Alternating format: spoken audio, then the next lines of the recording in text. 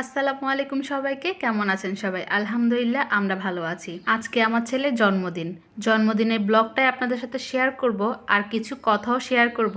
আশা করছি পুরো ভিডিওটির সাথেই থাকবেন। ভালো লেগে থাকলে লাইক কমেন্ট শেয়ার করবেন। 2020 সালের মে মাসের 17 তারিখ আমার ছেলের জন্ম। তখন কিন্তু কঠোর লকডাউন ছিল। যখন প্রথম করোনা শুরু হয় তখন কিন্তু আমার ছেলের জন্ম হয়েছে একদম লকডাউনের মধ্যে। সব কিছু বন্ধ, গাড়ি বন্ধ, তারপর হাসপাতালের কোনো ডাক্তার নেই। সেই কঠিন একটা সময়ের মধ্যে আমার ছেলে পৃথিবীতে এসেছে।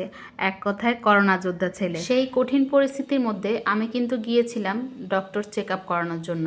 কিন্তু চেক আপ করাতে গিয়ে ডাক্তাররা আমাকে এমনভাবে বলল যে আপনার ছেলের এটা হয়েছে সেটা হয়েছে, আপনাকে ইমিডিয়েট এক্ষুনি সিজার করাতে হবে। আমরা হচ্ছি সাধারণ মানুষ, আমরা তো আর এত কিছু বুঝি না। ডক্টর যেটা ভালো বুঝবে সেটাই তো করবে। তো সেই মতেই হচ্ছে আমার সিজারটাও হয়েছে। কিন্তু আমার তেমন কোনোই সমস্যা ছিল না। তারা তাদের ব্যবসার খাতিরেই কিন্তু এই সিজারটা করেছিল। আর তখন কিন্তু বিভিন্ন হাসপাতালে বিভিন্ন রকম কিন্তু ব্যবসা চলছিল। এটাও কিন্তু ব্যবসার একটা অংশ। মানে একদম নর্মাল থাকা অবস্থায় তারা সিজার করে ফেলেছে কিছু টাকার জন্য। অনেকেই কিন্তু বলে সিজারে আবার কিসের কষ্ট? কষ্ট তো নর্মাল ডেলিভারিতে। আসলে যাদের সিজার হয় তারা ছাড়া এই কষ্টটা কেউই বুঝবে না। হ্যাঁ, আমি বলছি না যে নর্মাল ডেলিভারিতে কোনো কষ্ট নেই, অবশ্যই কষ্ট আছে। বাচ্চা জন্ম দেওয়াই মানে কষ্ট। নর্মাল ডেলিভারির কষ্টটা হচ্ছে যতক্ষণ বাচ্চাটা দুনিয়াতে না আসে ততক্ষণ পর্যন্ত। আর যাদের সিজার হয় তাদের কষ্টটা হচ্ছে সারা জীবনের। সিজারের সময় হয়তো আমরা কোনো কষ্ট পাই না, কিন্তু তারপর থেকে যে আমাদের কষ্টটা শুরু হয় সেটা কিন্তু কেউ কোনো দিন বুঝতে পারবে না।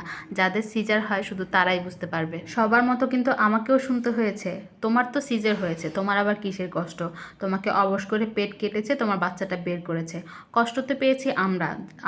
আমাদের যাদের নর্মাল ডেলিভারি হয়েছে তারা কষ্ট পেয়েছে।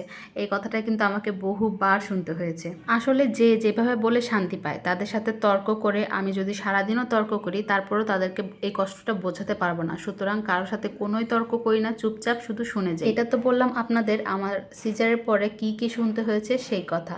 এখন বলি আমার বাচ্চা তো কালো, তো সেই জন্য যে আমাকে কতটা কথা শুনতে হয়েছে বা এখনও শুনতে হচ্ছে সেটা আপনাদের সাথে শেয়ার করি। আমার গায়ের রং ফর্সা, আমার হাজব্যান্ডও ফর্সা, তো আমার ছেলেটা কেন কালো হয়েছে? ছেলেটাকে কি আমি বানিয়েছি নাকি আল্লাহ বানিয়েছে? আল্লাহই তো সবাইকে বানায়, আল্লাহই তো গায়ের রং দিয়ে দেয়। আমার তো আর সাধ্য নেই যে আমি আমার ছেলেকে ফর্সা বানাবো বা কালো বানাবো।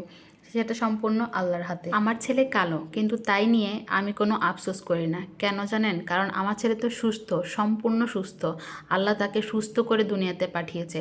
যদি একটা ফর্সা সন্তানের জন্ম দিতাম কিন্তু সে অসুস্থ থাকতো, তাহলে কি আমার ভালো লাগতো?